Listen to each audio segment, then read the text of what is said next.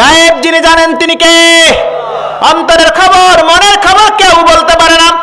বিশ্ব নবী নিজেও বলেছেন, লাউ কুনতু আলামুল গায়ব লাস্তাকসারতু মিনাল খায়রি ওয়া মা মাসসানিয়াস সু। জেনে রাখো আমি গায়েব জানি না। আমি যদি গায়েব জানতাম সব ভালো ভালো বস্তু আমি গ্রহণ করতাম, কখনো মন্দ আমাকে স্পর্শ করতে পারতো না। তবে বিশ্ব নবীকে আল্লাহ তাআলা যেই গায়েবগুলো আলাদাভাবে জানিয়ে দিয়েছেন সেটা তার জন্য বিশেষ মুজিজা, বলেন সুবহানাল্লাহ। কিন্তু আমভাবে বিশ্ব নবীও গায়েব জানতেন না। গায়েব যিনি জানেন তিনি কে? তাহলে যেই বিশ্বাস চোখ বন্ধ করে মনের কথা বলে দেয়, যেই বিশ্বাস বিভিন্ন গায়েবের কথা বলে দেয়, বুঝতে হবে এটা পীর নাকি শয়তান। এটা কি?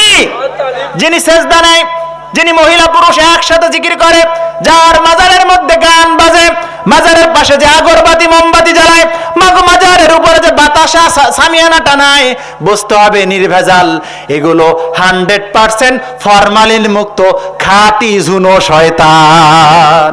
ঠিক কিনা? এগুলোর সাথে শয়তানের কোনো পার্থক্য। তবে আমরা হক্কানি পীরদের কাছে যাব আল্লাহকে পাওয়ার জন্য, আল্লাহকে চেনার জন্য। শিক্ষক হিসাবে আলেমদের কাছে যাব, পীরদের কাছে যাব, কোনো সমস্যা নাই। কিন্তু যার শরীরের মধ্যে সুন্নাহ নাই, যার মধ্যে ঈমান নাই, আদর্শ নাই, যার মাজারে গেলে ভণ্ডামি হয়, ওই জায়গায় গেলে আল্লাহকে পাওয়া যাবে না, বরং শয়তান আর ঈমানটাকে নষ্ট করে দিবে। নাউজুবিল্লাহ।